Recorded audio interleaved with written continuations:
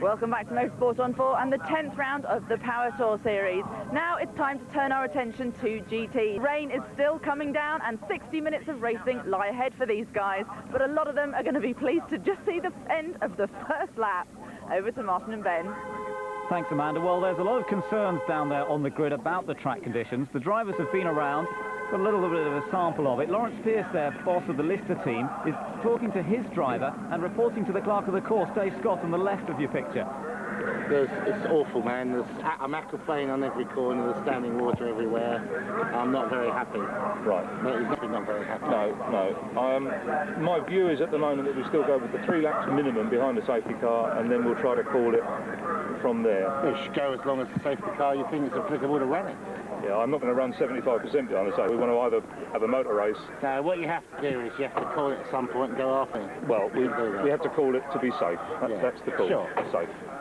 Safety, of course, always the main concern for the clerk of the course, but they're discussing the plan. If they run it for a short time behind the safety car, then they can still declare a racing off point. If it goes 3/4 distance, then they can give the full amount of points. But there's no way that the clerk of the course wants to run 3/4 of the race behind the safety car.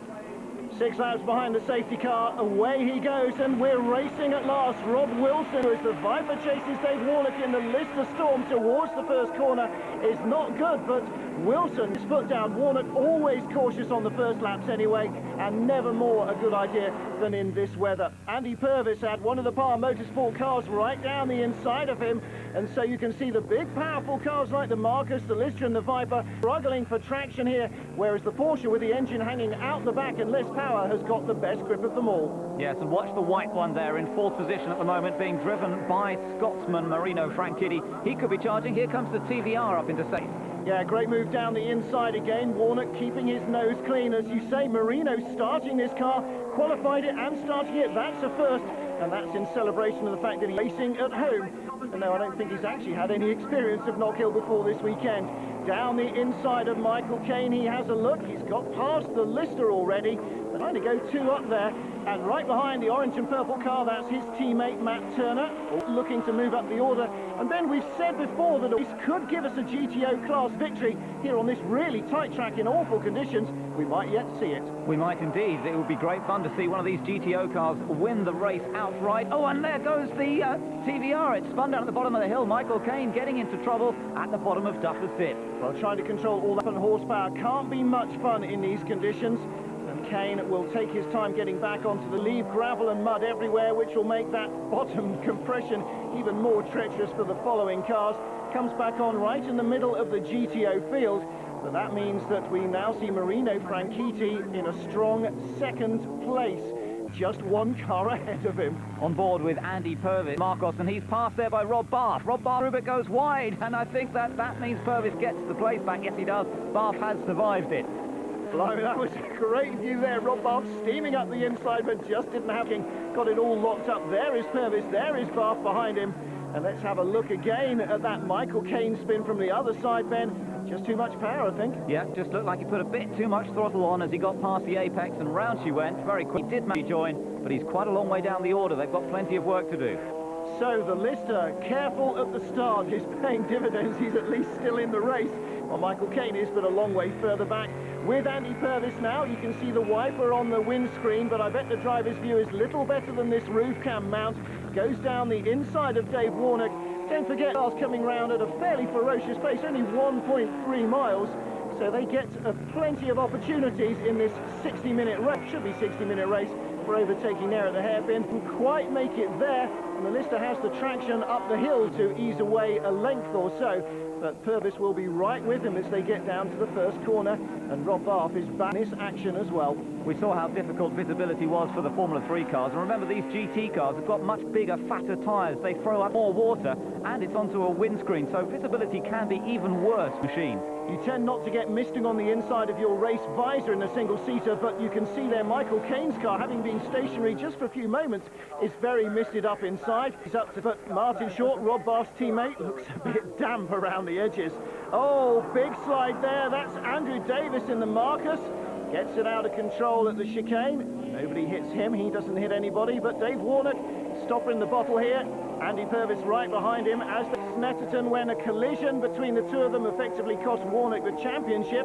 They're good friends off track, but they'll be hoping to avoid that kind of trouble as Rob Bath finds the traction around the wide line. And Ben, very bizarre cornering techniques can sometimes work in the rain. That was great stuff from Rob Bath. He just took it right around the edge, found a bit. Sometimes you do find more grip on the outside of the hairpin in the wet there, and that's exactly what Rob managed to do. Puts him up into 4th position. Well, he took the two of them there, and of course the lighter cars in GTO have less to slow down as well, so that helps them under braking. They've got less power and better traction generally as well. Race leader passing one of the GTO Marcuses, but look how close Marino Franchitti is to the tail of Rob Wilson. He won't be able to see a very great deal of anything, but he knows that there is there, and he gets down the inside. See what I said about braking? He can just leave it so much later, and the car actually stops for him. That's brilliant from Marino. He's in the GTO class, much less powerful. There's the power. That shows you how fast Rob Wilson is on the straight. But Marino Franchitti might try and get him back under braking into Duffer's Dip. He's not quite close enough. Rob Wilson takes the inside line, but he carries a lot of speed down Duffer's Dip, and Marino has got great grip and traction from the Porsche GT3R, dives by once more into the lead. Now, through the twisty stuff, if he can shake Wilson off, he might survive down Railway Straight to still be ahead at the hairpin, but Rob is really sticking to it. This is great stuff from Marino Franchitti, the Scotsman with the Italian name, brother of Dario Franchitti, who does so well in Champ Car racing in America, and he's now leading this race. Further back, we've got the TVing up through the order, and look, he's now putting the pressure on Dave Warnock. Meanwhile, with Jones aboard the Porsche. Yeah, David Jones in the twin brother Godfrey is 9th. He's got the two behemoths of the track right in front of him, and it looks as though the TVR, that's its rear wing, is still behind the Lister Storm, but now he goes down the side as they go through the left-hand kink up towards the hairpin. David Jones thinks, well, I'll have a bit of that as well. Can't see very much with the screen, so just enough to go around the outside of Warnock, and Tim right behind, on board with Tim. And there goes Warnock, the V12 Jaguar-based engine of the Lister Storm pulls him away up the hill, and it's like driving absolute whiteout for Tim. Of course, the camera probably doesn't give the vision that the naked eye does, but it's still not an awful lot of anything. That's right, you end up looking out of the side window half the time. See where you are. Here he goes down the inside of Warnock, and that pushes the Lister down into 10th position. In the pits, there is the Stealth. Now, they've been black flagged because something's got into the electrics and no lights are working. So they're out of the race for a bizarre reason. There's the Power Motorsport team talking to the drivers, but Dave Warnock has called it a day, bringing the car in as early as possible. Muck Warnock, it says on the door. I wonder if he had a kilt on like the Jaguar F3 drivers. In gets Mike Jordan to do the rest of the race, however long that may turn out to be. Should be 60 minutes. Who knows what the weather has in store. And here's our race leader, Marino Franchitti, romping through the field. In fact, he had a 50-second advantage over the Lister Storm when Dave Warnock pitted, and Dave is down in the pits now with Amanda. Well, Dave, I think we can safely assume the conditions out there are horrible. Awful, absolutely horrific. I don't think we should be racing, to be honest. But people were going past me right, left and centre, but my car, I hope Mike can do a better job than I did, because the car was sideways everywhere. It's absolutely ridiculous. Into the pits from 7th place, Michael Caine in the Speed 12, 36 seconds only down on the leader. Well, they're cleaning the inside of the windscreen, trying to demist it a little bit. Here's Rob Wilson, was second when he came in, 5 seconds behind Marino Franchitti. Wiper flailing itself away, but again, look, the inside of the car missed it up. Problems at TVR as well. Can't get it restarted, and that seems to be water in the electrics, I think. Are they going to be able to push start it is the big question. They're certainly going to try. Yeah, it looks as though they are going to be able to look at the Viper straight past the TVR as they come back out. Tim Harvey accelerates away. One row finally getting underway with the team. But that means that he lost a fair bit of time on that pit stop. In fact, the TVR has now gone a lap down to the Viper, and that's bad news. There's Rob Wilson with team boss Liz Rose. Meanwhile, Michael Caine is in the pits. Amanda's been busy. Well, Michael, horrible out there? I have no idea where I've just been, to be perfectly honest. Well, I can tell you went off at the first corner. Yeah, I know. I got past Dave and the Viper, and I've just gone down the inside there, and there's a puddle on the inside, and I've just literally clipped the puddle, and it's just spun the car around. So I'm just surprised people aren't just coming off all over the place. I mean, it's just shocking. People are coming off all over the place, but only in the bus. Steve Hyde now replaces Richard Stanton in the TVR Tuscany. At least I think he's in it. It's hard to tell from here. Kelvin Burt awaiting his turn to take over the lead car, keeping the soles of his boots dry and bent. It's little details like that that show the professional racer's touch. Yeah, it makes quite a difference actually, Martin. You get into a car with wet soles on the racing shoe and they slide all over the place on the pedals. Just look once more from on board with Dave Jones, pressing on in 6th position and breaking down into the hair of Marcus. Oh, directly ahead, and he hits him. He hits one of the Marcuses. That goes straight into the gravel. Well, that was Sandy McEwen on his first lap out of the pits, obviously being a little tentative at the hairpin. He got clobbered from behind. Little chance of him going on, and well, Godfrey Jones isn't going to take over much of a car either. David pulls straight into the pits. They will try and carry on, I'm sure, but the radiators at the front of those Porsches so vulnerable. McEwen abandons ship. Another Scot out of the race. Yes, and another one about to get into the race, because into the pits comes Andy Purvis. David Leslie getting into that, and it's great to see David back racing here at Knockhill this weekend, but it does look as though it's all over for the Jones brothers. Well, the Joneses are out, but Leslie is in, and he's put in some sterling performances, no Scottish pun intended there, in the Marcus in the last couple of seasons. Of course, a sports car, touring car, single-seater racing veteran, and in comes the third-place sport car, but a flame out from the exhaust at the back. Get it started quickly before you have to cover the thing in extinguishant and ruin a possible 1-2. Well, we're having dramas here. Ed Horner trying to get the car going. The safety car is out. He picks up the leader. That's Marino Franchitti behind the safety car. And presumably because the Marcus off there at the hairpin. Not flat the throttle. What he's doing is he's doing that. Yeah, I understand. Flat, turn it. If it doesn't start, come off. Then half, and then it should go. A little bit of advice to Kelvin Burt on how to restart the engine should it stall in the pit lane. When it's hot, you've got to have a slightly different technique. Now, here comes the race leader then. Marino Franchitti gets out. Kelvin Burt gets in the car. But cars coming out of the pit lane are being held there. They're not being allowed to rejoin as yet. Kelvin Burt pulls away from his pit stand, and he'll join the back of that queue, and it'll be a fairly sizable queue. I should think a lot of people will want to come in and do their driver change behind the safety car. That's normally a very good time. You lose as little time on the track as possible. Well, looks like the damaged Marcus is being towed away. Meanwhile, Amanda is with Marino Franchitti. Now, you were showing extraordinary pace out there. Obviously, the GT cars are struggling with all their power in these conditions, but what do you make of these conditions? Well, after that, fantastic. Wish it was like this every race. A lot of the guys have been calling for the race to be stopped. Yeah, well, we're in the lead. I wouldn't mind it stopped. I was thinking that anytime they want to stop, once I got in the lead, I was quite happy. So it is getting to that point, though. It's getting to the point where the water's not clearing as well.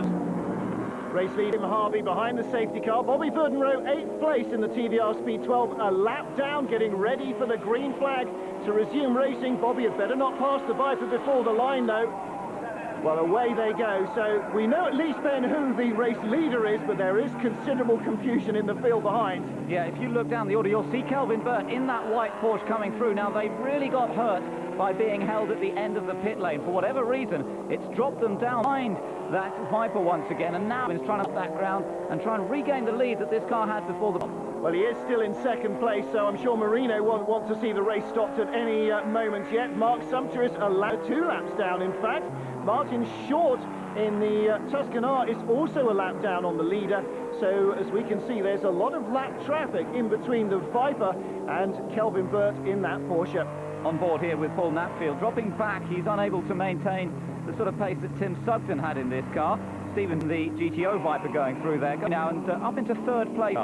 Yeah, finally having a break. It seems as though they've had terrifically bad luck all season. That queue is the Lotus, a lap down. But Paul Knapp under pressure. Mike Jordan looking to go by. This is for 4th place overall. David Leslie going through on the inside there as well, rubs up against Knapfield's Porsche. Here is the view from Paul Knapfield. David Leslie will be alongside as they get past the pit lane, where Amanda is with Paul Rowe. There were flames coming out the back of the other car when it came in for its pit stop. What was that? We've got a little problem, and I'm not sure why, but it flooded a little bit, and then we had the flames, and now we've got to have a look at that, but we've got to run. Unfortunately, it cost us a couple of places, so they just got to consolidate now and head down and go. Thank you. you very much. The Ferrari is Chris Ellis trying to get the GTO Viper down the inside, all contact. And there's Charlotte Osborne, also she's nowhere for her to go. It's reverse gear for everybody. Ferrari gets going. Looks as though the Viper is still in one piece. They have damaged the winglets at the front, but look at this, Martin Short battling with Mark Sumpter. Short's in ninth, Sumpter a lap down, but they've been together since they were the first two cars released from the red light lane. Right, Mr. Lister Storm, but look at that, Day is still stuck. Maybe he can't find reverse, seems to have still. And here comes his teammate. This is Tim Harvey, just a 5-second lead over Kelvin Burt, running behind the TVR Speed 12. And Stephen Day's given that one up, and the organisers out the red flags. They've gone past 75%, they declared a full race. So good news for Tim Harvey, but the bad news is the weather's so appalling, I don't think either of the second Formula 3 races will get run today. Great news for Tim Harvey and Rob Wilson to take a victory despite the difficult conditions. And in the GT class, the list came a good performance from Andy Purvis and David Leslie to take third. Are now closing. Talks us through the grid. Schneider in